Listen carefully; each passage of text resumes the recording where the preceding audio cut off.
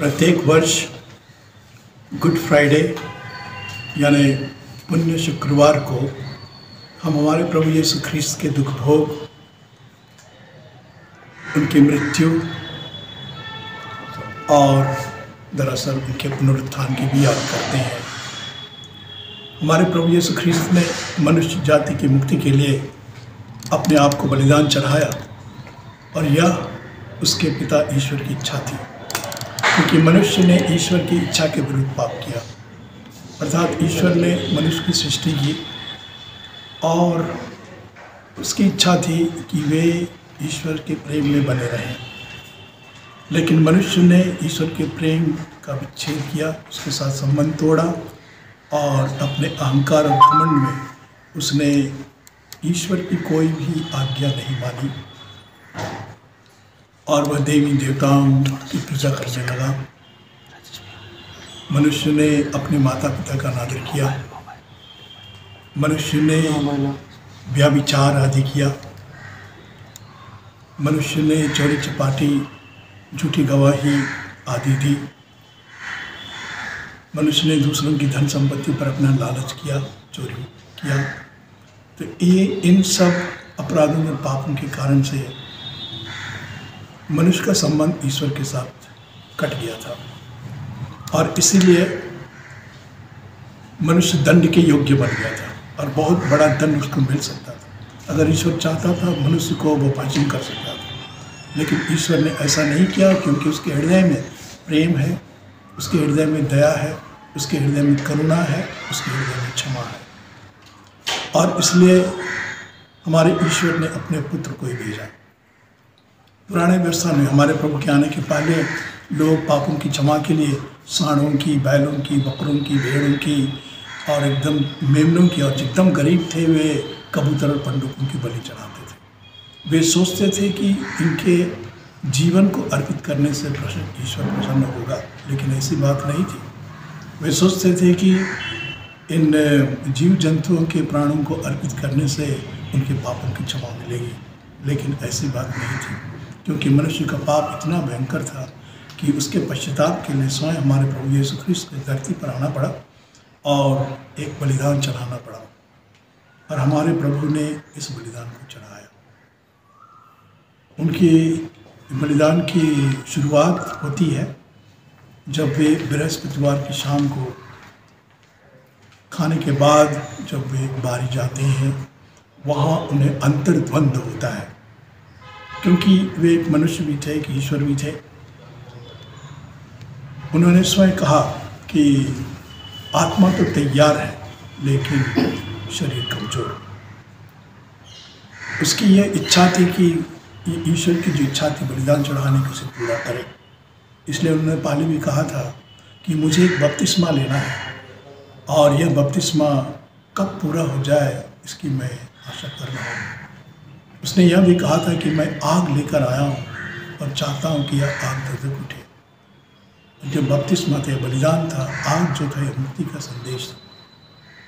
तो इस तरह से हमारे प्रभु ने गेत्सेमानी बारी बृहस्पतिवार की शाम को ही उसने भयंकर दुख सहा।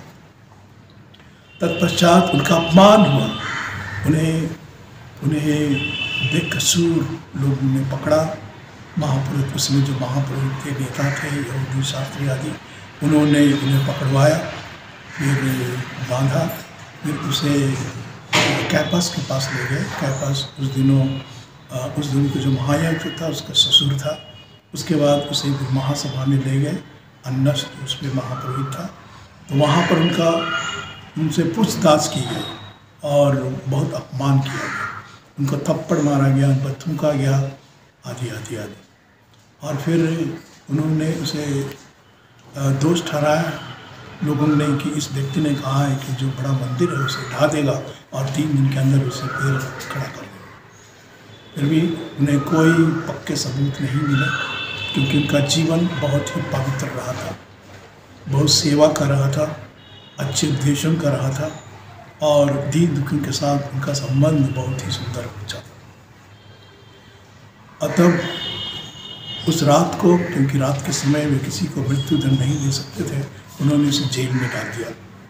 जेल में डालने के बाद हमारे प्रभु रात भर जेल में थे, तो सुबह को सूर्य उगने के बाद उन्होंने हमारे प्रभु को फिर महासभा में लाए, क्योंकि सूर्य उगने के बाद ही किसी को भी प्राण दंड दे सकते थे। प्राण दंड दे सकते थे, लेकिन किसी को मारने का उन्हें अधिकार नहीं था।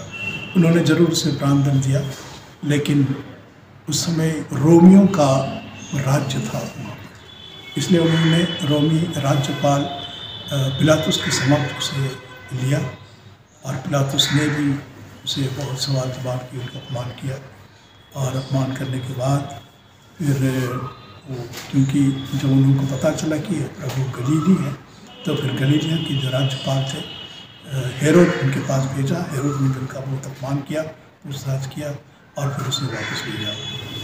वापस आने के बाद पिलातुस ने भी उन्हें प्राण देने के लिए सोच ही रहा था, क्योंकि लोग चिल्ला रहे थे, उनके जो दुश्मन थे फरीसी शास्त्री लोग चिल्ला रहे थे, उसे क्रूस दीजिए, उसे क्रूस दीजिए। और तब पिलातुस ने भी यीशु से पूछताछ की, और फिर उन्हें सिपाहियों के हवाले कर दिया, जब तक कि पूरा फाइनल डिसीजन नहीं लेते हैं। और सिपाही उस समय बहुत क्रूर हुआ करते थे, रोमी सिपाही जो थे उन्होंने उसे कोड़े मारे, और कोड़े पे बेरहम मारते थे। और कहा जाता है कि हमारे प्रभु को कम से कम 120 बार कोड़े लगे थे, और उससे उनका शरीर के चमड़े उखड़ गए थे। इसके बाद सिपाहियों ने मजाक के तौर पर उन्हें कार्टून के बनाया और उसे पहना दिया, और वे प्रणाम यहूदियों के राजा अधिका कर उनको उपहास करते थे। और फिर इधर पिलातुस राज्यपाल पिलातुस ने कहा कि अच्छा यीशु को ले आओ।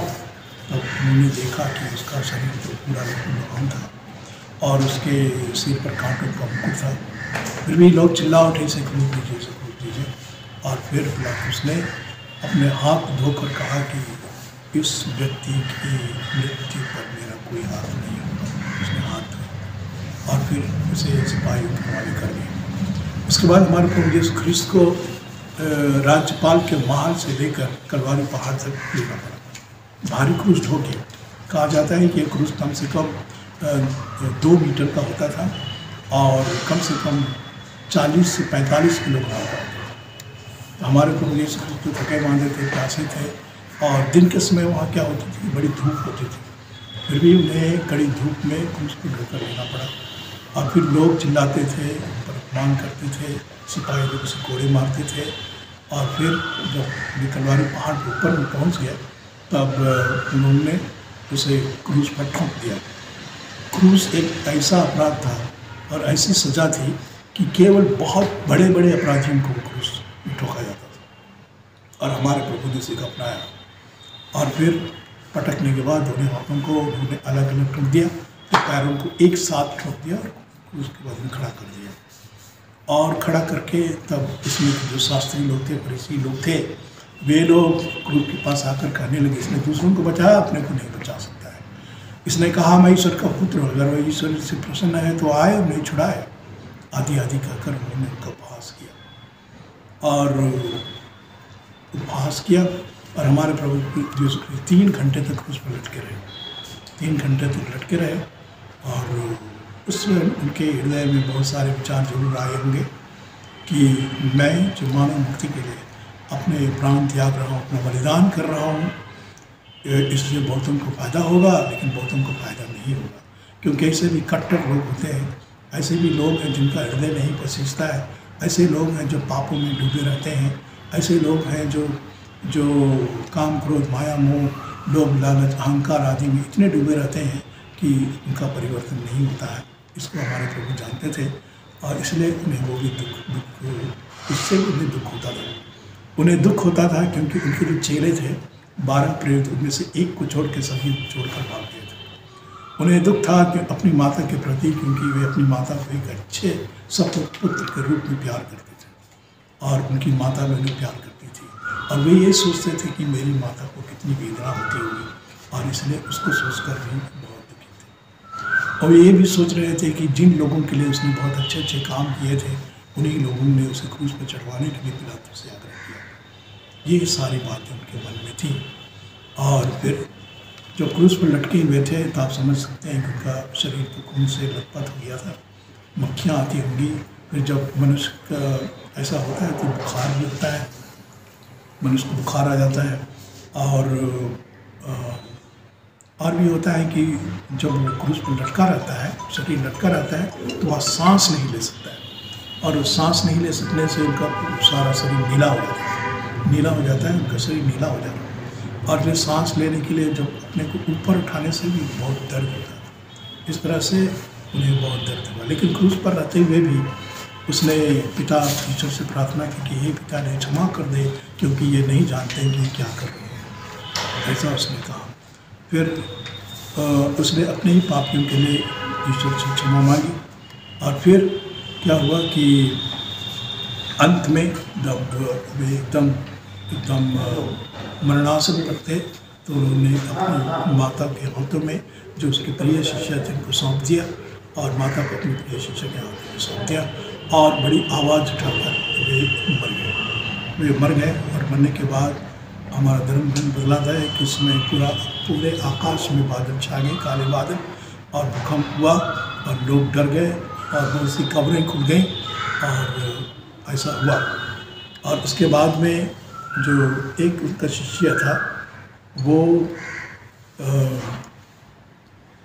जोसेफ अरामतिया करके, वो पिलातुस के पास जाता है और कहता है देखिए वो मर गए, क्या हम उनके शरीर को ले सकते हैं? क्योंकि उसमें ऐसी प्रथा थी कि अगर व्यक्ति नहीं मरा है तो उसकी टांगों को तोड़ दी जाती थी। और चूँकि हमारा प्रभु मर चुका था, इसलिए उसको जांच करने के लिए सिपाही ने उसके हृदय पर 6 भाले से मारा, और भाले से मारने पर खून और पानी निकला। उससे दिखाता है कि वो मर चुके थे। और उसके बाद में उनके शरीर को उतार कर गाड़ दिया गया। उनकी अपनी कब्र नहीं थी, एक निकोदेमुस नाम का व्यक्ति था, उसकी कब्र थी, उसकी कब्र में डाल दिया, जो निकट ही थी। तो ये पुण्य शुक्रवार के दिन हम इन्हीं बातों को याद करते हैं, और इसलिए हम लोग क्रूस रास्ता करते हैं। क्रूस रास्ता मूल रूप से पिलातुस के महल से लेकर क्रूस पर ठोके जाने तक, उनकी गाड़ी जाने तक की जो घटनाएं हैं, 14 मूल घटनाएं हैं, उन घटनाओं को याद करते हुए हम लोग पुण्य शुक्रवार के दिन में क्रूस रास्ता करते हैं। क्रूस रास्ता में जैसे सबसे पहला है कि हमारे प्रभु यीशु क्रूस को पिलातुस प्राणदंड देते हैं, उसको याद करते हैं। फिर उसके बाद में हम देखते हैं कि हमारे प्रभु यीशु क्रूस ढोते गिर जाते हैं, उसको याद करते हैं। फिर हम याद करते हैं कि किस तरह से हमारे प्रभु यीशु क्रूस अपनी माता से मिलते हैं, उसको याद करते हैं। फिर किस तरह से एक पवित्र नारी वेरोनिका नाम की नारी ने करुणा से भरकर अपने रुमाल के चेहरे को पोंछने के लिए दिया, और उनका चेहरा रुमाल पर छप गया, उसको हम लोग याद करते हैं। फिर हमारे प्रभु 2 बार और गिरे, उसकी याद करते हैं। और याद करते हैं किस तरह से सिपाही लोग उसको मारते थे, ढकेलते थे, कोड़े मारते थे, और आगे ले जाने के लिए कोशिश करते थे, क्योंकि उन्हें डर था कि कहीं वह रास्ते ही में ना मर जाए। और इसलिए उन्हें सिमोन नामक एक व्यक्ति को पकड़ा, जो सिरिनी का था, उसे पकड़ा और उसे क्रूस डुबाया। इसलिए वो सिरिनी सिमोन बहुत समय तक तो अपनी इच्छा से नहीं, लेकिन जब जैसे पकड़ाया गया तो इसलिए उन्हें डुबाया, लेकिन बाद में उसका परिवर्तन हुआ। और इन्हीं सब बातों को हम याद करते हैं पुण्य शुक्रवार के दिन में। और इसमें हम आंतरिक रूप से हमारे जो विश्वास है उसमें मजबूत होते हैं, हमारे अंदर जो खामियां हैं उनको हम लोग सुधारने का प्रयत्न करते हैं, और हम कोशिश करते हैं कि हम दूसरों के लिए प्रार्थना करें कि हम सब कोई मिलकर उस प्रभु का अनुसरण करते हुए प्रेम के सूत्र में बंधे रहें, क्योंकि हमारे प्रभु ने हमें एक आज्ञा दी है। उसने कहा है कि मैं तुम्हें एक नई आज्ञा देता हूँ, एक दूसरे को प्यार करो। और संपूर्ण घटनाओं से हम ये सोचते हैं कि हमारे ईश्वर ने हम पर इतनी करुणा दिखाई कि अपने पुत्र को भेजकर उसने हमारे लिए मुक्ति दी है। इन्हीं बातों को हम याद करते हैं। धन्यवाद।